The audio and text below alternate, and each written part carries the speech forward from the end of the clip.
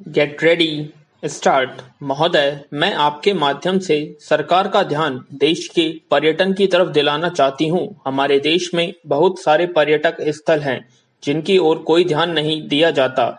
इस संदर्भ में मैं अंडमान निकोबार का उदाहरण देना चाहूंगी। मैं अपने परिवार के साथ वहां गई थी, लेकिन मुझे यह देखकर दुख हुआ कि कुदरत ने तो हमें बहुत कुछ दिया है, परंतु हम उसका सही उपयोग नहीं कर पा रहे हैं।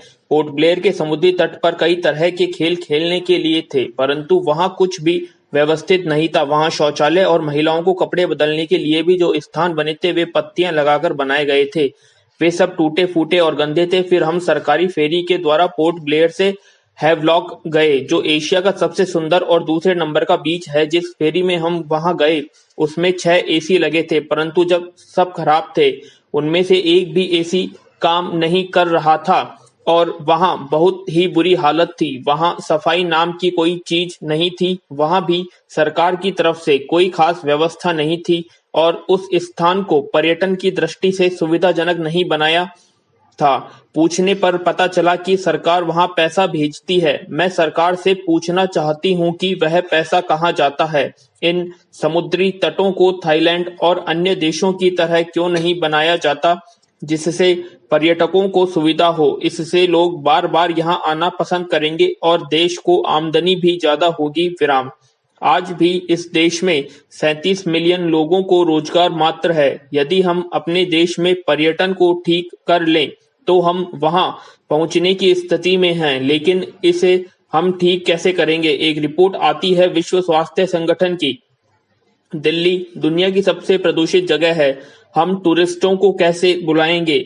यहाँ घटना होती है निर्भया की। हम पूरी दुनिया को कैसे संवाद देंगे कि यहाँ महिलाएं सुरक्षित हैं? टूरिज्म आप कहाँ से बना पाएंगे? हमारे यहाँ सड़कों का निर्माण नहीं है, हवाई जहाज नहीं है, सहूलियत नहीं है। थाईलैंड जैसे देश में भी यहाँ से तिगुने टूरिस्ट आते हैं। अतः आपके माध्यम से सरकार से मेरा अनुरोध है कि पोर्ट ब्लेयर समुद्री तट पर अच्छी सुविधाएं उपलब्ध कराई जाएं, ताकि अधिक से अधिक सैलानी वहां की सुंदरता का आनंद उठा सके। विराम। महोदय, आज का विषय एक बहुत ही महत्वपूर्ण विषय है। मैं आपका धन्यवाद करता हूं कि आपने इस पहलू को उठाया है। जब ऐतिहासिक धरोहरों के प्रति उपेक्षा की शिकायतें बहुतायत में हो, राजस्थान के 6 पहाड़ी किलों को यूनेस्को की विश्व धरोहर में शामिल किए जाने का फैसला निस्संदेह अच्छी खबर है। हालांकि भारत सरकार पिछले 2 साल से इन किलों को विश्व विरासत की सूची में शामिल कराने की कोशिश कर रही थी, मगर अब जाकर उसे कामयाबी मिल पाई है। हालांकि यूनेस्को इसके लिए अलग से कोई धन मुहैया नहीं कराता और न ही ऐसी धरोहरों की देखरेख में किसी तरह की मदद देता है, मगर किसी स्मारक या स्थल के विश्व विरासत की सूची में शामिल होने का लाभ यह होता है कि उससे दुनिया भर के पर्यटक उस तरफ आकर्षित होते हैं।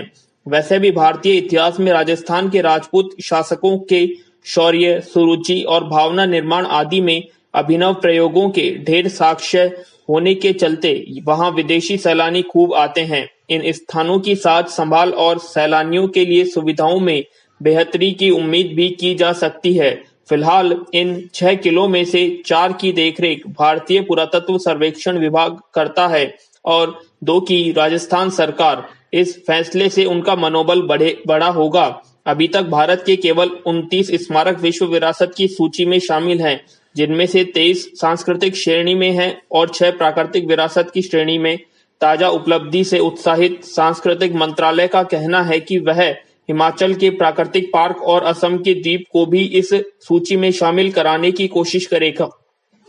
किसी सभ्य समाज की पहचान इस बात से भी होती है कि वह अपनी ऐतिहासिक सांस्कृतिक विरासत को सहेजने संभालने को लेकर कितना गंभीर है। अच्छी बात है कि सांस्कृतिक मंत्रालय इस दिशा में प्रयासरत है, मगर महज कुछ स्मारकों तक सीमित रहकर इस मकसद को पूरा नहीं किया जा सकता। आज भी हजारों स्मारक ऐतिहासिक स्थल उपेक्षा की शिकार हैं। उनके परिसरों पर अवैध कब्जे हैं। उनकी दीवारें और उन पर उकेरे चित्र, नक्काशी वगैरह प्राकृतिक प्रकोप के चलते नष्ट हो गए हैं। न तो पुरातत्व सर्वेक्षण विभाग उन पर ध्यान देता है और न राज्य सरकारें। जिन ऐतिहासिक स्थलों की देखरेख होती भी है, उनके मूल स्वरूप को बचाए रखने की जुगत नहीं दिखाई देती। ज्यादातर जगहों पर पुरातत्व विभाग वैधानिक चेतावनी की तख्ती टांग कर अपनी जिम्मेदारी पूरी समझ लेता है। विराम। सभापति महोदय, मैं सारे देश के किसानों की स्थिति यहाँ सदन के सामने रखना अपना कर्तव्य मानता हूँ। हिमाचल प्रदेश में पिछले वर्ष बाढ़ के कारण इतना नुकसान हुआ कि धान और सेब, जो कि वहाँ की मुख्य पैदावार है, उस क्षेत्र से सेब का आवागमन नहीं हुआ।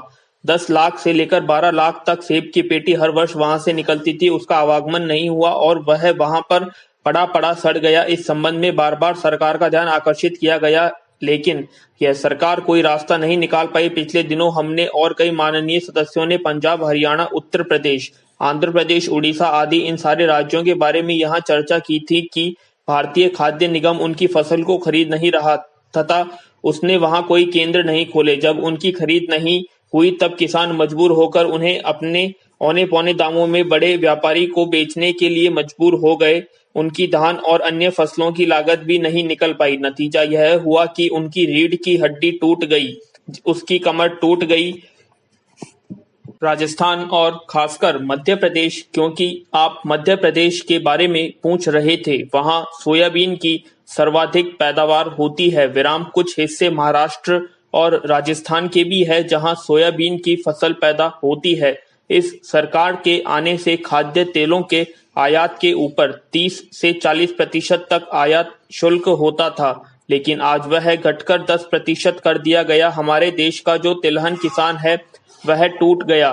सोयाबीन, सरसों, तिल, अरंडी और अन्य जितने भी तिलहन के बीज हैं, उन सबका किसान पूरी तरह से निराश होकर बैठा हुआ है। यह स्थिति वहां की हुई 13 वर्षों में न्यूनतम कीमतें अनाज जिसकी मिल रही है वह सोयाबीन की मिल रही है। मध्य प्रदेश, राजस्थान, महाराष्ट्र की आज यह स्थिति है।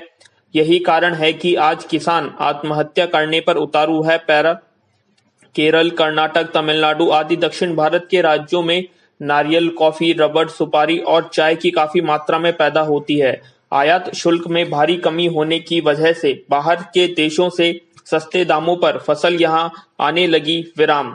उसका नतीजा यह हुआ कि नारियल और चाय से लेकर हर चीज की कीमत आज नीचे चली गई है। आज दक्षिण भारत का किसान बिल्कुल सड़क पर आने की स्थिति में खड़ा हो गया है। विराम।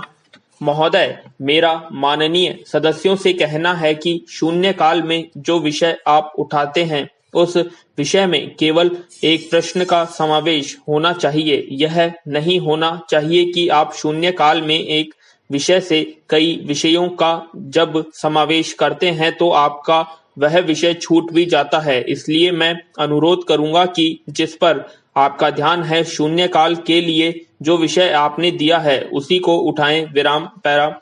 मुझे बड़े अफसोस से कहना पड़ रहा है कि मेरे अपने इलाके में आप जानते हैं और सारा देश इस बात को जानता है कि किश्तवाड़ में क्या हुआ है। उस हादसे से 2-3 चीजें उभरकर सामने आई हैं।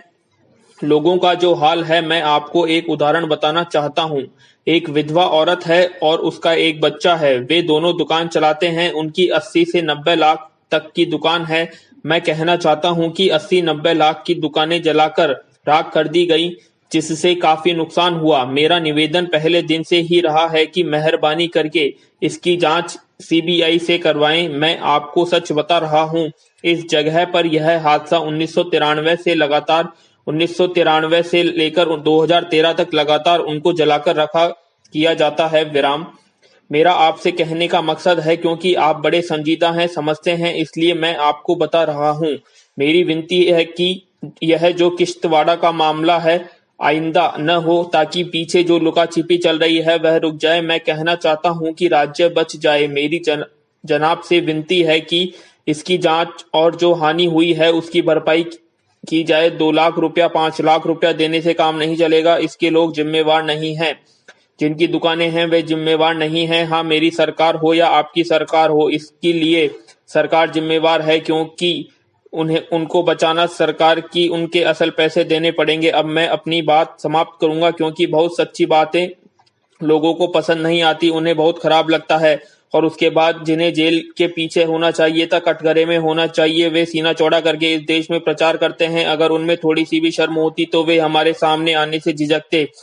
कामयाब लोकतंत्र है और इस लोकतंत्र को हम स्वीकार करते हैं। लोग अच्छे लोगों को राजनीति में ढूंढना चाह रहे हैं। विराम।